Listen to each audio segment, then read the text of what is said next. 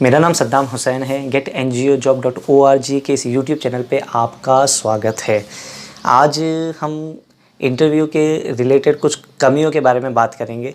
जब हम इंटरव्यू देने के लिए जाते हैं तो हमें ये तो पता होता है कि हमें क्या करना है, लेकिन हमें ये नहीं पता होता कि हमें क्या नहीं करना है। तो ऐसे ही कुछ टॉपिक के बारे में हम इस वीडियो में चर्चा करेंगे, तो आखिर तक हमारे साथ इस वीडियो में बने रहे। अगर आपके कुछ सुझाव है तो आप हमें कमेंट बॉक्स में पूछ सकते हैं। आइए वीडियो को हम शुरू करते हैं।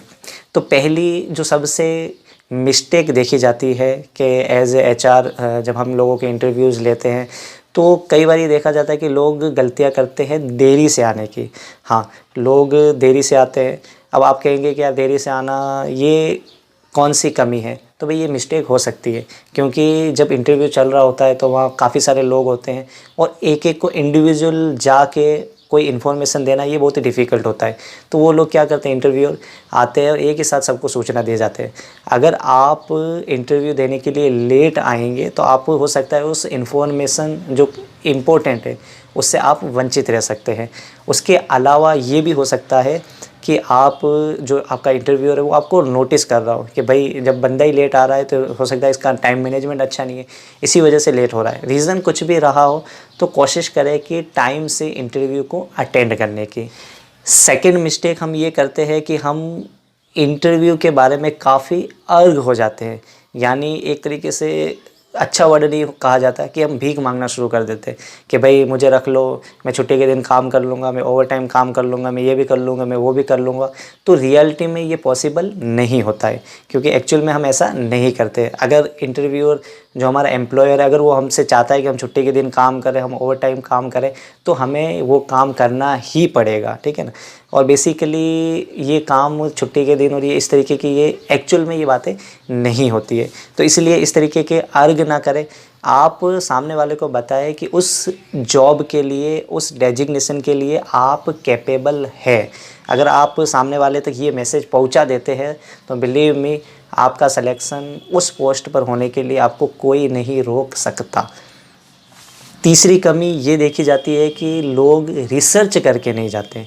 कि एज ए एम्प्लॉयर हम भी देखते हैं कि जब कोई इंटरव्यू देने के लिए आता है, हम उनसे सवाल पूछते हैं हमारी ऑर्गेनाइजेशन के बारे में कि भाई बताइए आप हमारे ऑर्गेनाइजेशन के बारे में क्या जानते हैं। तो आप यकीन नहीं मानेंगे, उन्हें संस्था का पूरा नाम ही नहीं पता होता और उन्हें ये भी नहीं पता होता कि भाई इसको प्रोनाउंस कैसे करते हैं।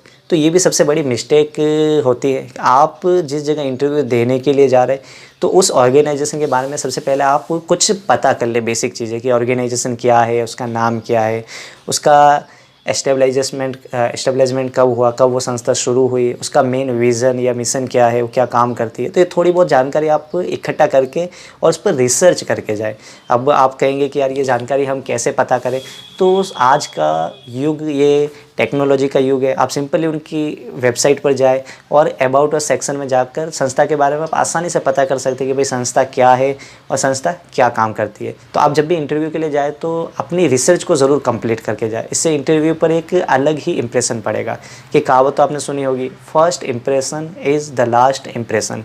यानी आप जो पहला इम्प्रेशन देंगे वही लास्ट इम्प्रेशन है। इसके बाद आप कुछ कहने या सुनने के लिए लायक नहीं रहेंगे, क्योंकि या तो आपका सिलेक्शन होगा तो आपको एम्प्लॉयर सुनेगा, और अगर आपका नहीं होगा तो बेसिकली नहीं सुनेगा आपको।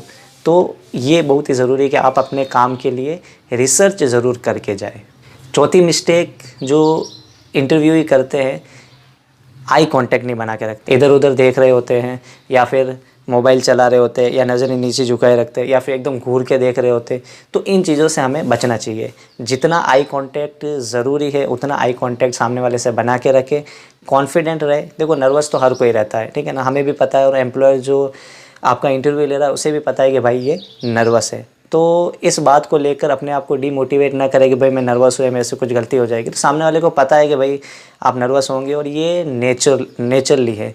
तो इसको अगर आप शो भी कर लेंगे तो इससे कोई फ़र्क पड़ने वाला नहीं है। बस कॉन्फिडेंस रखें, सामने वाले के सवालों के कोशिश करें अच्छे अंदाज में जवाब देने की कोशिश करें और आई कांटेक्ट बना के रखें। उम्मीद है आपको हमारा ये वीडियो पसंद आया होगा। आप इन गलतियों पर काम कर सकते हैं और इन मिस्टेक्स को इम्प्रूव कर सकते हैं। अगर आपके इस वीडियो से रिलेटेड कुछ क्वेश्चन है तो आप हमें सिंपली कमेंट बॉक्स में जाके पूछ सकते हैं। ज़्यादा जानकारी के लिए आप हमारी वेबसाइट भी विज़िट कर सकते हैं www.getngojobs.org।